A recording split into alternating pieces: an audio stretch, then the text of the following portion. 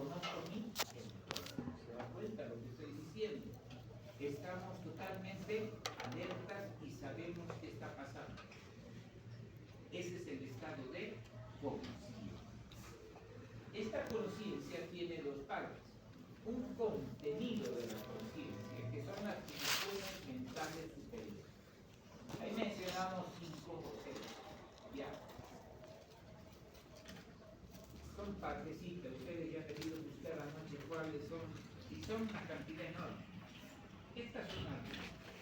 Y tenemos un continente, es decir, qué parte del cerebro nos da la conciencia. Y son básicamente la corteza motora, la corteza en su generalidad, toda la corteza, y este sistema activador reticular ascendente, el SAR. Como ustedes verán, son dos lugares, el tronco encefálico. ¿Han estado ustedes en anatomía? ¿Han visto un cerebro? ¿Han visto un tronco encefálico? De este tamañito, puede ser solo. Y ahí está lo elemental de las funciones mentales superiores de la conciencia y de gran parte de lo que somos hoy, del ver, oír, de todos los sentidos. Y la corteza tiene el otro elemento fundamental para poder estar totalmente conscientes. Aquí tenemos algunas vías importantes, esta vía ventral hipotalámica, la vía dorsal del tálamo, que nos dan ese despertar, y sobre todo la formación reticular continua mesencefálica, estos núcleos, que son los que nos dan el despertar. Esto nos permite estar alerta.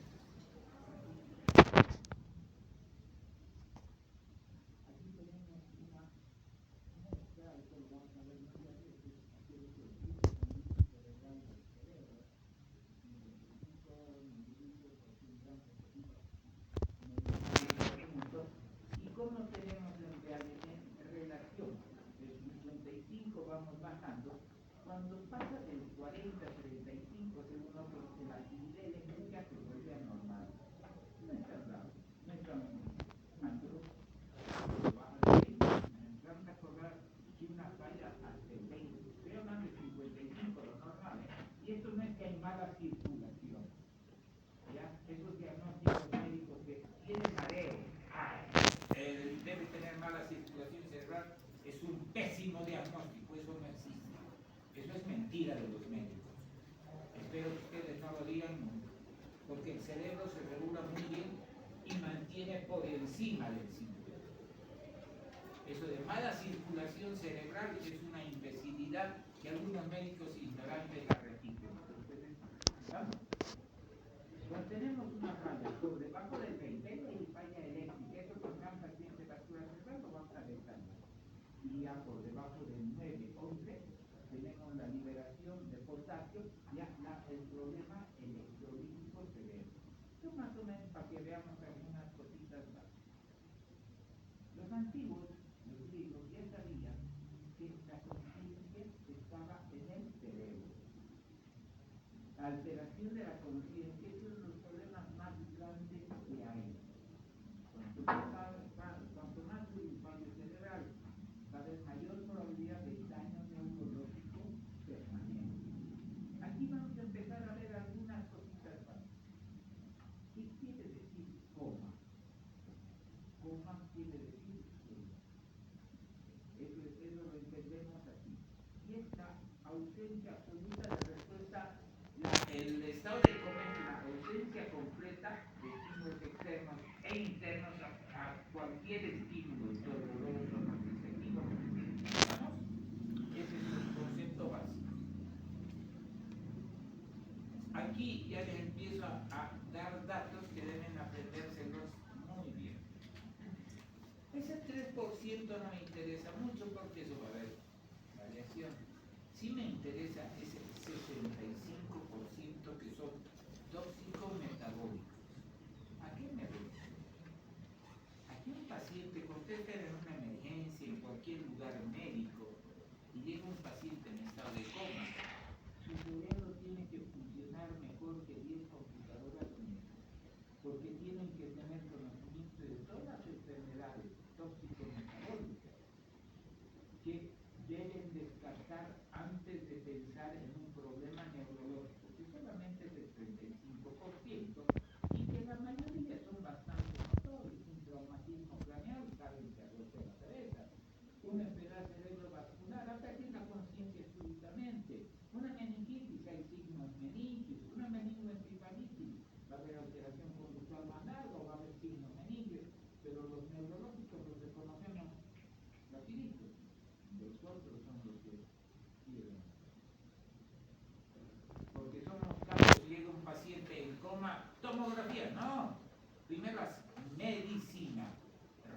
está tu paciente y clínicamente diagnosticado. Este es un problema metabólico o neurológico. No hay golpe, no hay enfermedad cerebrovascular, no hay meningitis, es metabólico. Y empieza a funcionar la computadora que tienen ustedes en la cabeza. Y deben distinguir que sea un problema tóxico metabólico. Vamos a ver en algún momento la cantidad de problemas que podemos tener. Obviamente, para estar en estado de coma tenemos los dos problemas. Una falla mixta de corteza y tronco SARA y una falla, por otro lado, en segundo lugar, una falla difusa del sistema activador reticular ascendente del SARA o una falla difusa de la corteza. Esas fallas difusas de la corteza son generalmente edemas, son consecuencia de algo un poco más grande. Lo principal es el tronco entero.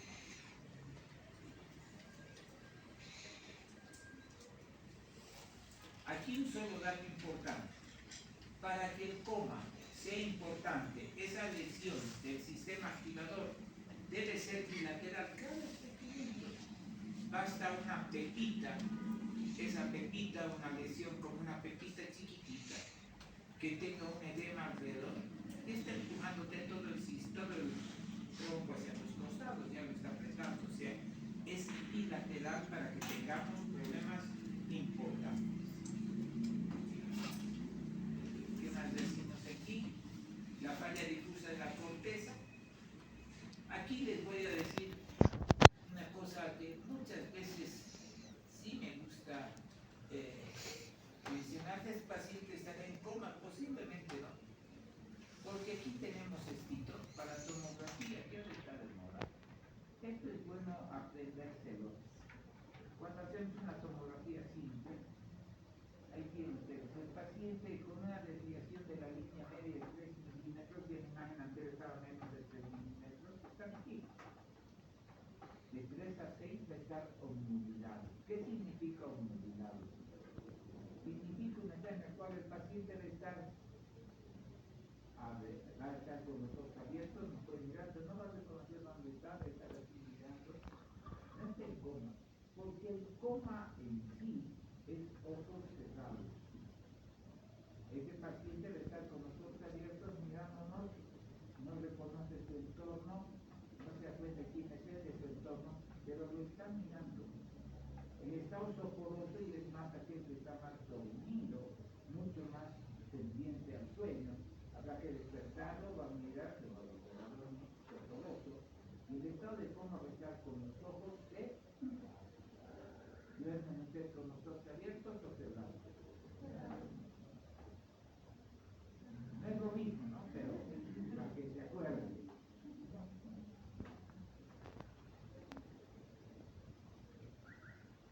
Aquí empezamos a ver un poquito las etiologías. Estas son las causas neurológicas. Y no son tan raras. A veces hemorrágico, pérdida de conocimiento, isquémica igual, hematoma intracraneal, va a haber un traumatismo o un problema de un sangrado que va a causar pérdida de conocimiento. Un tumor va a ser un crecimiento lento, pero con problemas progresivos, residualmente, un hidrocefalia igualmente, fácilmente diagnosticables. Y los de abajo todavía mucho más fácilmente diagnosticables. Hay aquí algunos que son sí más consecuencias. Por ejemplo, la penúltima, la lesión axonal difusa, en lo que queda en el cerebro después de un traumatismo craneoencefálico.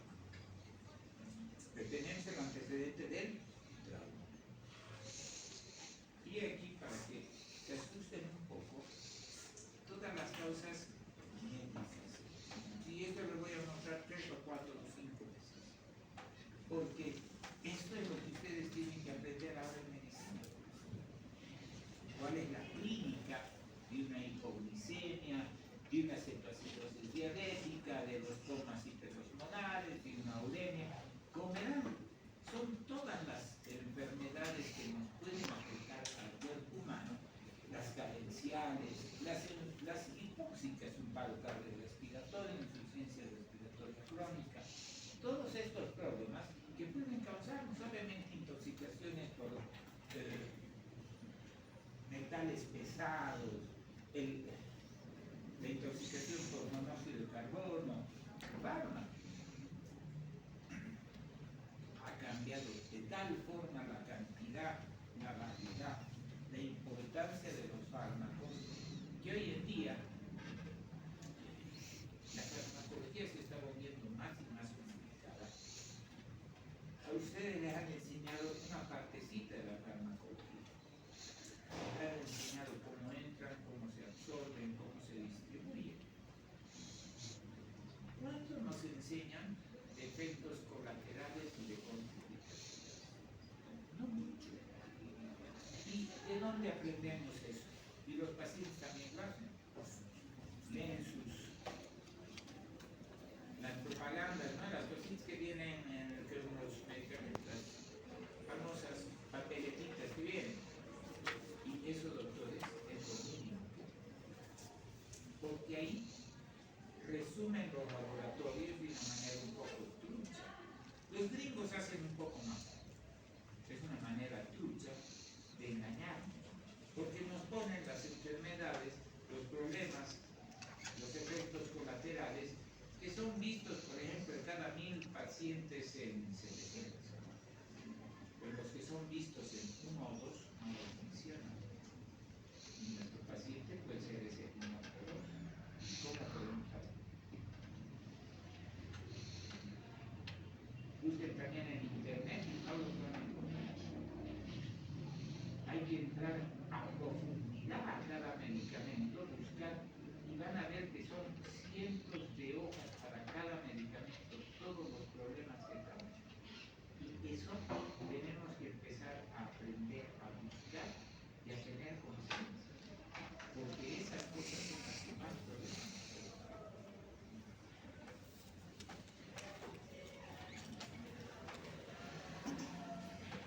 En los libros que les voy a mandar no está este, pero si alguno de ustedes alguna vez le interesa el tema a profundidad y puede conseguir este libro, consígalo. Es el diagnóstico del estupor y coma, hay en todos los idiomas, hay de todas, hay muy actualizados, porque si bien Kuhn falleció en 2010, Posner ha seguido actualizando con sus colaboradores. Las últimas versiones son del 2020. Ya está muy actualizado con tomografías, resonancias, los exámenes más modernos, medicación muy moderna. Y es la base fundamental. Estos dos individuos tuvimos en la historia de la medicina una cosita que no la conocemos mucho del todo. Las guerras mundiales han permitido, desgraciadamente, la cantidad de personas muertas, pero han permitido que la medicina sí tenga un desarrollo. La Primera Guerra Mundial, la Segunda Guerra Mundial, dejaron gran cantidad de lesiones periféricas, lesiones militares, lesiones de... Y eso permitió que la neurofisiología se desarrolle mucho, por ejemplo, en lo que respecta a electromiografía y potenciales evocados. De ahí han salido. La electromiografía ha sido presentada, voy a hablar en otra clase de eso, así presentada al mundo del 42. Los potenciales evocados en la década de 50, 60. Pero han sido las dos guerras que han permitido la investigación porque había pacientes. La guerra de Corea para los gringos fue una lección muy grande porque empezaron a tener pacientes porque los gringos crearon un sistema que hasta ahora lo tienen, el sistema MASH, son hospitales móviles de muy rápida acción. Cuando los gringos tienen una guerra, por ejemplo, como son los que matan gente por todo el mundo, van con su ejército, bombardean Afganistán y llevan 10 hospitales alrededor de los que están bombardeando. Sus soldados salen ahí, los ven ahí y una vez solucionado el problema grueso, los remiten a los barcos con hospitales. Pero esos que están curando en esa primera línea, en Corea, esa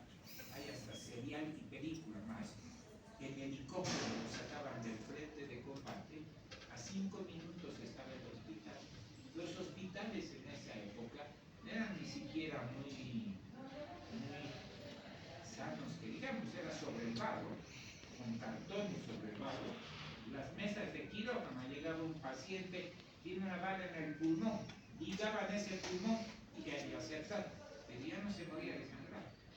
Pero ya llevaban atrás y posiblemente cuidaban en estado de coma, en estado de muerte cerebral o estado vegetativo. Ya, unos neurocirujanos, unos cirujanos vasculares, unos cirujanos torácicos, unos cirujanos realmente espectaculares en capacidad y en rapidez de acción. Solucionaban al tiro, tienes tomar, ligaban algo, sacan, listo, ya podían mantenerlo con vida y lo mandaban hacia atrás. De eso creó gran población en esos estados. Y aquí intervinieron estos en empezar a estudiar a esos pacientes y han podido identificar correctamente cómo es el coma, el estupor, los estados vegetativos. De ahí viene toda esta investigación. Lamentablemente han sido las guerras, pero sí las guerras las que nos han dado es verídico y es muy bueno. Es muy bueno, es un clásico en la literatura. ¿Qué vamos a hacer nosotros con médicos generales? Empezamos con la anamnesis. ¿Cómo ha comenzado? Si ha sido brusco o gradual. Los síntomas que el paciente tenía, si ha habido algún golpe, medicaciones, enfermedades previas, los antecedentes. Esto ustedes lo saben hacer, es la anamnesis. Esto lo saben hacer, pero voy a repetir. Examen físico y ecoturismo. Hay que fijarse en todo, hay que saber medicina. De que a mí me gusta la medicina interna, me gusta neurología, me encanta igual cardiología. ¿Ya? Me apasiona el neuro, por eso estoy aquí.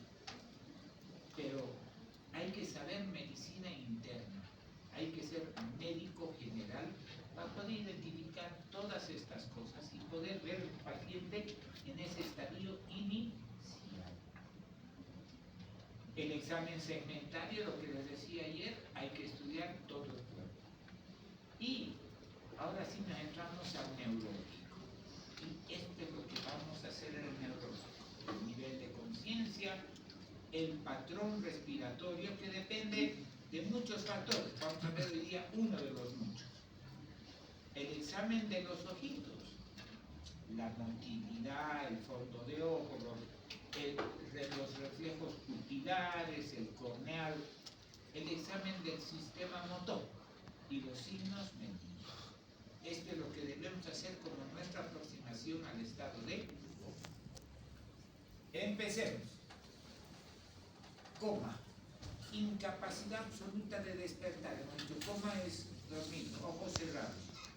Es todo lo que haga, pero el paciente no va a despertar. Si despertó, ya los tenemos en estados, puede ser somnolencia, olvidados, soporosos, pero no está en estado de coma. En estado de coma no lo puedes despertar. Se puede defender, pero no lo vas a despertar. ¿De acuerdo? Aquí tenemos cómo va bajando, obnubilado. Ahí estaría también el somnoliento, que es otro término que utilizamos. El somnoliento es aquel que está más dormidito, pero muy superficial. ¿Cómo se llama? Tal cosa. Te contesta, pero al momento vuelve. El obnubilado es el mismo, tal vez te da una respuesta, pero después te va a mirar como si estuviera viendo un mundo raro, como si estuviera totalmente raro. Y el sopor es empezar a perder ese contacto con el mundo. Es una ruptura terrible, sopor profundo, hasta estados soporosos en los cuales el paciente vuelve a dormir, pero con más tiempo, hasta llegar al estado de coma. Y el grado de coma, que son todos estos, siempre con ojos cerrados, en el grado 1, va a localizar el estímulo doloroso. Puede cruzar o no cruzar la línea media. Si estoy haciendo en la región de la tetilla, puede cruzar y tratar de retirarme la mano, a eso se refiere, ¿ya? En el coma de grado 2, ojos cerrados, va a reconocer, pero va a tratar de retirar el cuerpo o va a asumir las posiciones de descerebración, que es hiperextensión de los brazos y flexión hacia la y y una rotación hacia adentro, o de decorticación, con los bracitos doblados y los pies hiperestéticos. En el grado 3 ya no va a haber ningún tipo de respuesta motora ni de ningún tipo de movimiento, pero sí va a haber vegetativas, taquicardia, hipohipertensión, taquicardia. Y en el grado 4 no hay nada de respuesta. ¿Está claro? Esto es... A ver, ¿qué pasó?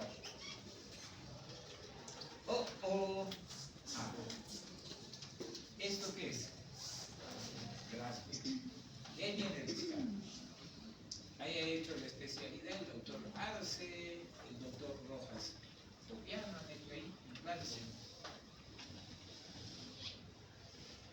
Como les decía ayer, aquí lo que han dicho es necesitamos que ya llegue el paciente al hospital con cierto criterio.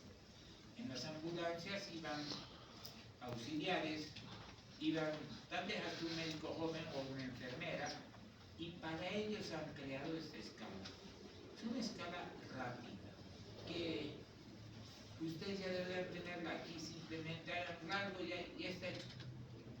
No es de 10 minutos, no es de 5 minutos, es de 2 minutos. ¿Sí?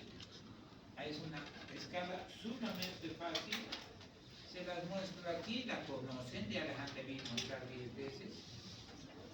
Tarea para todos los alumnos. Cuando terminen sus prácticas les voy a revisar, tienen que estar en su celular una escala de 4. Así la pueden repetir siempre. La apertura ocular, la respuesta verbal y la respuesta motora. La conoce, no necesito estarles explicando. ¿Sí? La conoce, ya les han explicado, esto estoy seguro. Esto hay que tomar en cuenta las limitaciones. ¿A quiénes no?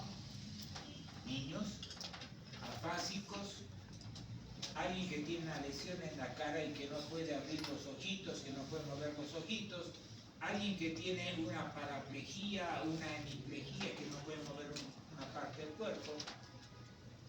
Y acuérdense de esto, hipotensión arterial e hipoxemia también no nos permite tener una buena respuesta al escala. Personalmente, creo que en neurología esta no es mucho más útil. La escala FOUL tiene una ventaja.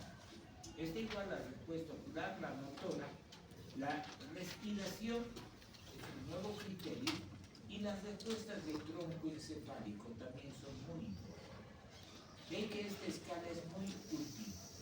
Si pueden utilizarla sería ideal que la tengan, que la conozcan.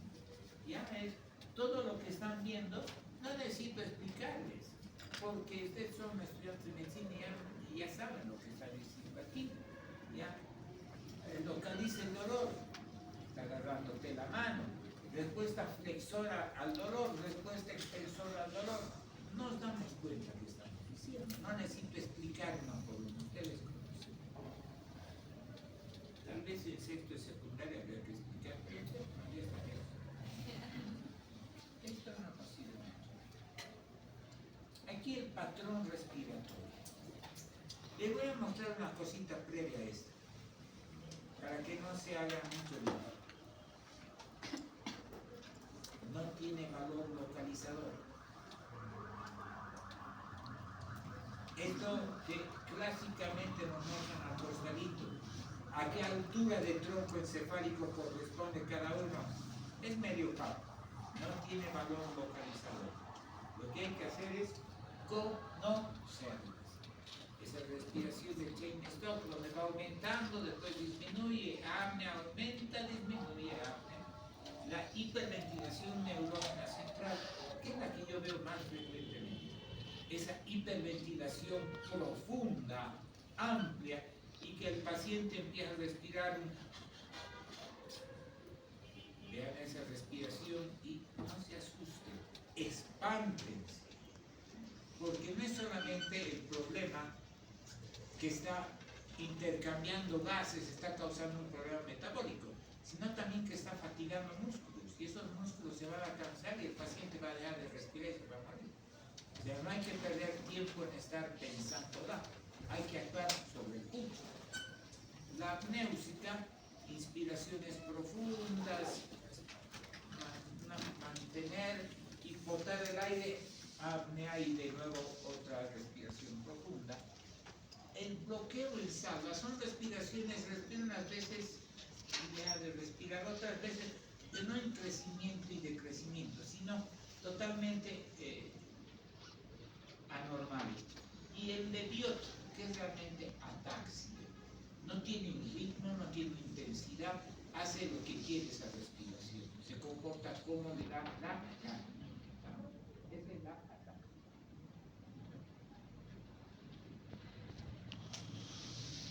Aquí tenemos los reflejos óculos. ¿Ven lo que dice abajo? ¿Qué cosa dice Cate? Unión bulbo-protuberancial. Ese es el nivel. La unión bulbo-protuberancial. Estos sí tienen valor localizador. ¿Ya? Aquí tenemos la vía de entrada, octavo, y la de salida, tercero, cuarto. Y el nivel. ¿Saben qué es este? ¿Saben hacerlo? El reflejo oculocefálico. Yo creo que este no lo conozco. Cuando estés ante un paciente en coma, que está con los ojos cerrados, haces lo que están haciendo. Se abren los ojos y mueves la cabeza hacia los costados. También se lo llamaba ojos de muñeca. Mueves la cabeza hacia los costados. Fue descrito hace mucho tiempo atrás. ¿Cómo eran las muñecas tiempo atrás? A ver, piensa en ¿alguna vez han visto una muñequita de sus abuelas? ¿De sus bisabuelas? Una muñeca antigua. Eran unas bolitas puestas en el ojo. Cuando mueven la cabecita, se moverán de alguna forma. Van a estar ahí todo el ojo. En cambio, si a una de ustedes le abro los ojitos y le muevo la cabeza, los ojitos no van a ir junto con la cabeza. Van a tener un seguimiento tal vez con un retardo. Eso se va a hacer. Ese es el reflejo de ojos de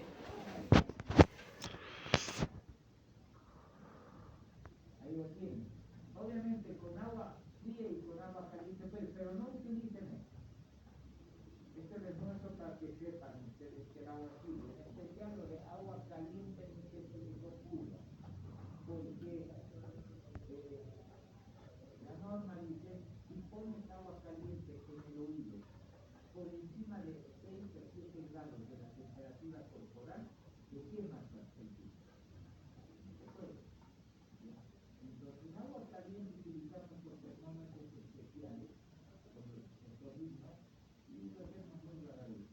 Pero con agua fría en un paciente en coma profundo, que hace el dolor por toda la zona del corte, esto la verdad hasta agua helada y dispara en la vez y puedes ver, agarrando los párpados, y los ojitos se aproximan o se escapan o se quedan. Con agua caliente, ¿qué va a pasar? Los ojitos con el agua caliente generalmente se van a alejar, los agua fría tienden a acercarse. En lugar de estimular, los ojitos se van a abrir. Con el agua caliente más bien fría. Pero agua caliente no utilizo mucho, utilizan agua fría. Hasta con hielo. ¿De acuerdo? Es decir, muchas cositas de estas les digo porque al finalizar esta clase lo voy a dividir en dos. Al finalizar vamos a hablar un poquito sobre noche cerebral. Ya es un tema que poco se lo habla, pero ustedes van a tener mucha evidencia. Porque hoy en día los trasplantes ya son algo de la vida, totalmente. En este medio tenemos pocos trasplantes, en este medio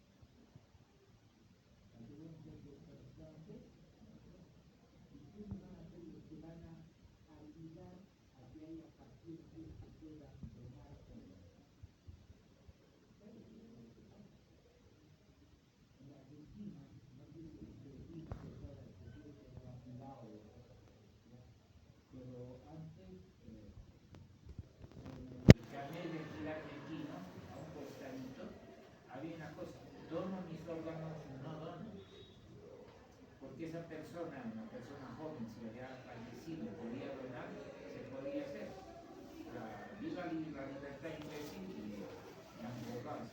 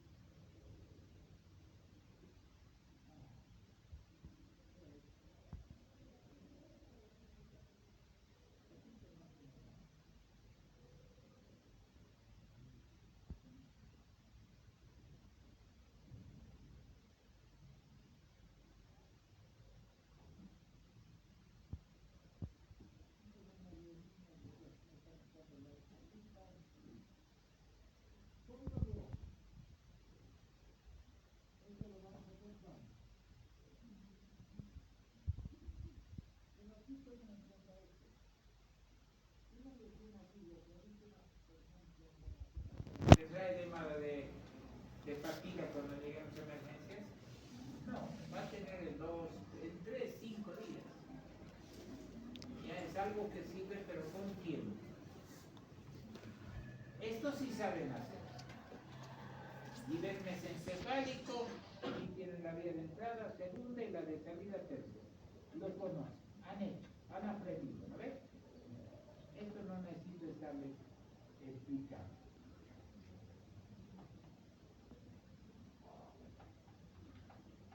Esto sirve. 20% de asimetría de un milímetro con las pupilitas. Alguna vez tenemos, hoy se dio una ventaja, antes era puro ojo, hoy se puede sacar también. Claro, con celos se puede. Aquí sí, el segundo.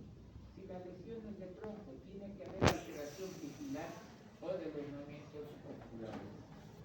El reflejo fotomotor negativo descarta lo metabólico.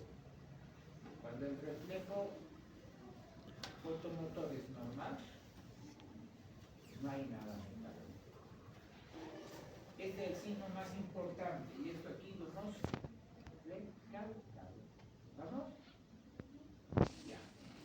El conjuntival puede ser un montón de formas, con un algodoncito, inclusive si le hace solamente las pestañitas también va a haber respuesta. Bien.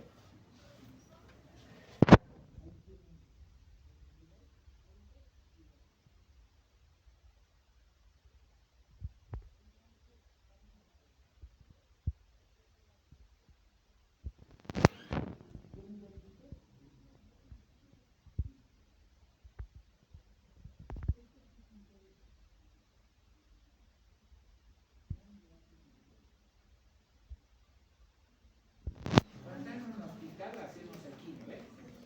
Pero después de una hora pasa que es una masa verde, aquí que ya te da cosa tocar, porque todo el mundo ha pasado. Acostúmbrense a hacer en otros lugares. El que más me gusta es el que está ahí al medio. Agarren ustedes ahorita, no al de lado, sino ustedes mismos. Agarren su lapicerita, así. Pongan su lapicerita encima de su uña. Ustedes, no le hagan a otros. y aprieten con maldad. ¿Duele o no? Ahí tiene la demostración. Es muy útil. Y tiene una ventaja. Porque estás con un paciente en coma, ahí en emergencia, tu familia está ahí, y vos bien malo te acercas. No, no, no, no, no, no, no puedes hacer eso. En cambio, tranquilamente te acercas a un paciente, está ahí la familia ahí afuera, le habla a la mamá, inclusive está hablando con ella, prácticamente ya no historia. Hoy en día los familiares que están jugando todo, que están filmando, no dejan publicar las cosas que le dan.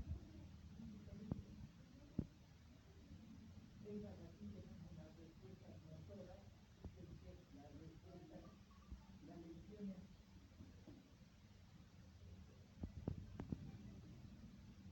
Tienen ahí una respuesta de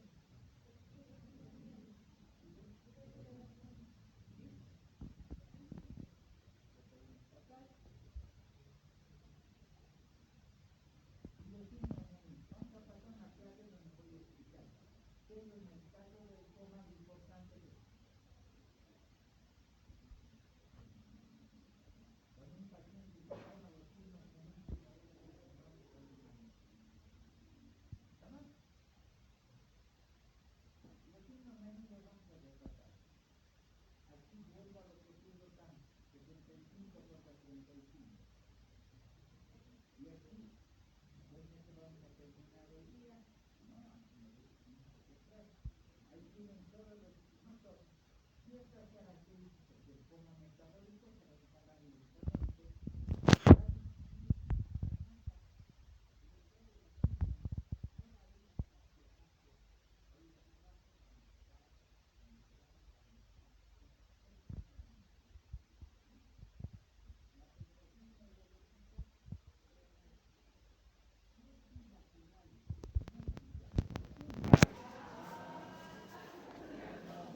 Yo mira, amigo, me está molestando, me molesta aquí, después el dolor que viene aquí, me hace me alejo. Porque te estoy molestando a los dos lados, no, pero es raro. En vez de ser un tumor del tamaño de un plátano, ¿sí? Entonces, la parte bilateral y simétrica es muy rara. Y si las simétricas que tienen subjetivas, naranjas para ser neurológicos, el riesgo óseo motor, normal, claro. Tono, normal ha disminuido desde mucho tiempo. Cuando lo dejo normal, es la respuesta del mal tratamiento. En cambio, en el neurológico, la instalación es gris. Informatismo, actividad cerebral. La disminución va a ser fija o progresiva. Va a haber localización neurológica y asimétrica. Las pupilas van a estar con el reflejo fotomotor alterado y generalmente asimétricas. Los reflejos oculomotores alterados, la asimetría del sueño en base a la focalización va a ser asimétrica, el sueño luego va a tener un patrón. La respuesta al tratamiento va a ser ¿vale? Aquí, esto es exponente de teoría. Estos son los falsos signos focales neurológicos. Encefalopatía de corpus isquémica, la hipoglucemia, mucho cuidado con la encefalopatía hepática y la obesidad. ¿De acuerdo?